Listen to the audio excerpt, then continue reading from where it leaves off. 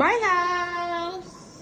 Day 3 pa rin tayo ng aming LU tour. Bumalik na kami agad sa aming accommodation before 12 o'clock galing sa aming LU Union breakfast. Saktong 12 o'clock when they pick us up, heading to our first official itinerary for today, which is the Macho Temple. Located in San Fernando, La Union, 10 minutes away from Urbis, Tondo. Macho Temple is the first Taoist temple in the Philippines where the renowned Spider Dome is found. The temple cornerstone was laid on September 11, 1975 and was inaugurated December 8, 1978. Ang tanda na pala nito, no? Today, it's a special landmark along the sea coast of San Fernando City, towering over 7 stories in height, 70 feet above sea level. Ang mga deboto ay naniniwala na kung sino man ang pumasok sa templo can communicate with the gods through a session called buyong. Grabe, tingnan nyo naman ang panoramic view dito. Yung iba sa amin hindi na nakapasok sa loob ng temple kasi hindi naka-proper dress code. Pag bumisita kayo dito, make sure na hindi kayo naka-short or naka-sleeveless. Ang ganda rin naman ng mga pictures namin dito. Tingnan nyo, oh. Dahil katanghalian tapat kami pumunta, mabilis lang ang stay namin dito. Wala pang 45 minutes. Next! Halo-halo, di Ilocos. Haha, yung mukha ng anak ko, palibasa hindi siya kumakain ng halo-halo. And second stop, halo-halo di Iloco. Malapit lang to sa Macho Temple at dito muna kami nagpunta sa pinaka-main branch nila. But nung dumating kami at 1 PM, sobrang haba ng pila.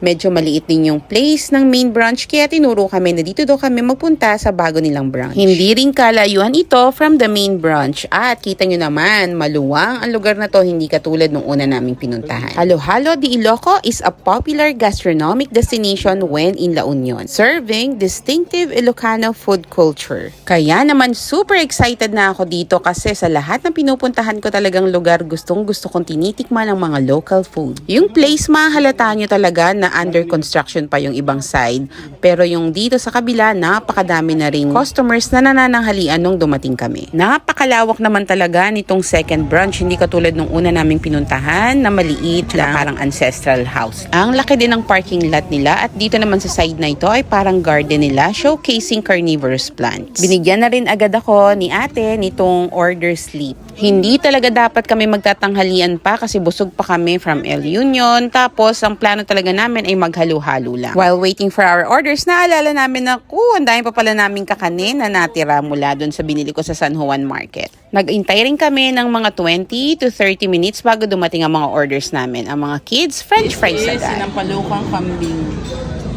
Mukhang masarap pa. Naintriga nga ako sa menu kaya naman in-order ko na ang paborito kong kambing ng palukan for 491 pesos. Sunod na rin dumating itong pinakbet na sagpawan tea bagnet for 251 pesos. Si Oyot nag-struggle pa rin dito sa aming kakanin. Maya-maya, dumating na rin itong aming in-order na palabukano for 401 pesos. At syempre, ang bestseller ng restaurant, ang Fiesta Halo-Halo for 181. Pati umorder na rin kami nitong binugbog na saba for 120. Ang sasarap ng mga pagkain, promise. We are blessed to be able to try different cuisines from different provinces of the Philippines. Ang sabi nila, busog pa daw sila pero taob naming lahat yan. At parang gusto pa nilang bumulos. Nakakatuwa rin ang mga decorations dito. Tingnan nyo, Pilipinong-Pilipino. O siya, bill reveal. Hulaan nyo kung magkano bill namin. Everything for just 2,700. O diba, wala pang service charge. Kaya naman kung naghahanap kayo ng authentic local food na napakasarap at affordable pa, dito na kayo magpunta. Salamat sa panonood. Bye-bye!